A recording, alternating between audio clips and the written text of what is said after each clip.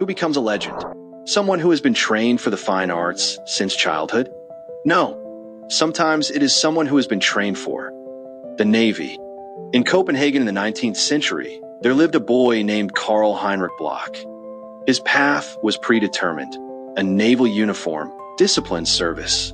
His parents even hired a teacher, Theodor Riesdorf, to improve his drawing as part of his preparation for the Naval Academy. But the problem was that Carl saw a different future, not on the deck of a ship, but in the light and shadow on canvas. And he broke the system. Instead of joining the Navy, he enrolled in the Royal Danish Academy of Fine Arts. And from the very first years, he won awards as confidently as if he had been preparing for this his whole life. His early works, scenes from the lives of fishermen and peasants, attracted attention. He was still very young, but it was clear that nothing could stop him. And then, a journey that would change everything. Carl received a grant, traveled to Europe with his friend Anton Dorf, passed through the Netherlands, and suddenly encountered the works of a master who had long since died, but whose influence on him was stronger than anyone else's. Rembrandt van Rijn. It was the moment when his view of the world simply switched. And when he arrives in Italy, the first real breakthrough occurs. There, Bloch creates a huge canvas, an epic scene where the hero breaks free from his shackles. The painting impresses viewers in Copenhagen so much that Bloch's name explodes throughout Denmark. And then, this work disappears for many years. It disappears completely. But we will return to this story a little later. For now, something else is more important. After returning to Denmark, major events begin to unfold around Bloch. He receives unexpected letters of support from a person known to the whole world, H.C. Andersen. We won't go into detail, let's just say one thing. The writer literally predicts his immortality in art. And suddenly, an order that will change his career forever. Carl Bloch is commissioned to create a huge series of paintings about the life of Christ for the Royal Chapel at Frederiksborg Castle. It is this series that will make his name known far beyond Denmark, and his images recognizable throughout the world. The painting that made Bloch's name known throughout Denmark disappears without a trace. They search for it, they ask about it, but to no avail. The huge canvas Prometheus Unbound, commissioned by King George I of Greece, measuring almost 4 by 3 meters, disappears without explanation.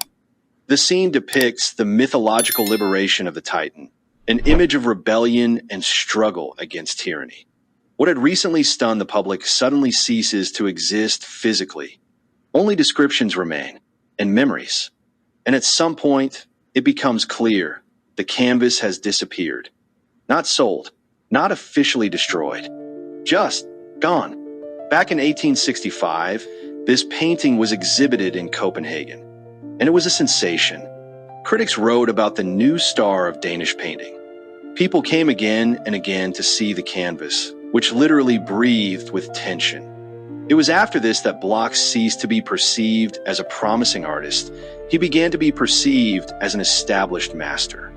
And then silence. Years pass, political upheavals, a change of eras. For decades, it was considered lost forever. And only in 2012 did history take an impossible turn.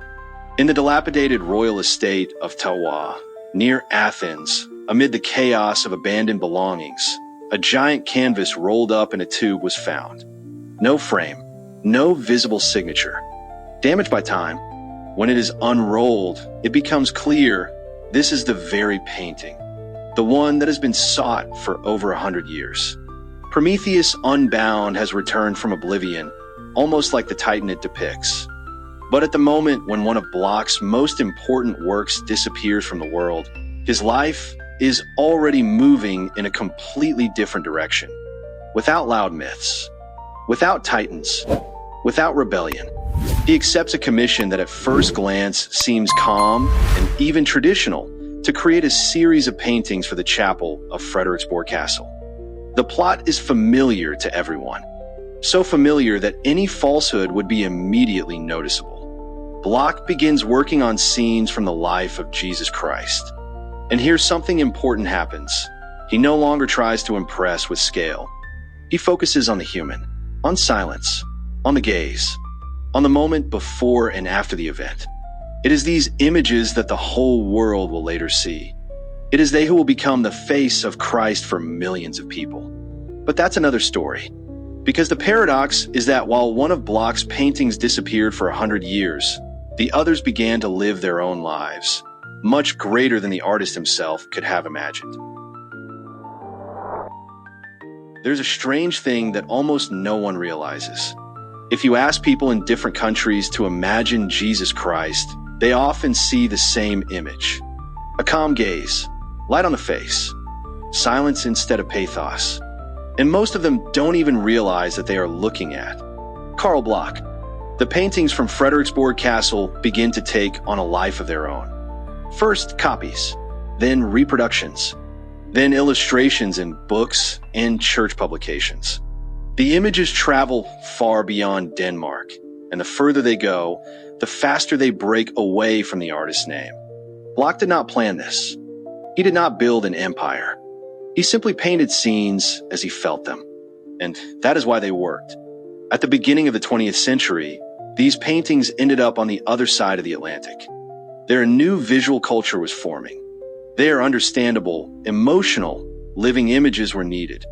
It was Bloch's works that began to be used as standard images of Christ, without scandal, without loud statements, simply because they were captivating. By the way, for over 40 years, the Church of Jesus Christ of Latter-day Saints has actively used Bloch's paintings, mainly from the Frederiksborg Palace collection, in its church buildings and publications. The church has created films depicting biblical stories about Christ's public ministry, using Bloch's paintings as models for color, light, and overall scene design, as well as the movements of actors in many scenes in the films. The most striking example of this is the 2000 film The Covenants of One Flock and One Shepherd. And here's the paradox. The more widely these images spread around the world, the less often the name of their author appears alongside them. People know the painting. They know the scene. They know the emotion. But they don't know the artist. Bloch continues to work at this time. He teaches. He writes. He remains a respected figure in Denmark. But global fame passes him by, like a shadow from his own canvases. And here the question arises again. How did it happen that the artist who actually shaped the visual image of Christ for millions of people remained in the shadows himself? Why is his name not alongside those known to everyone? And the answer lies not in art. It lies in how the world remembers stories. His works will become part of cinema, part of sermons, part of mass culture. But Bloch himself will no longer be able to say anything about it. While his paintings travel the world, Carl Bloch remains in place. He lives and works in Denmark. He teaches at the Royal Danish Academy of Fine Arts. He is respected. People listen to him. He is considered an authority. But it is a quiet respect, not loud fame. Bloch does not become a public figure. He does not travel with exhibitions. He does not build a legend around himself. At a time when art is beginning to change, he remains true to his vision, and the world gradually moves on. At the end of the 19th century, new styles appear, new names, new manifestos.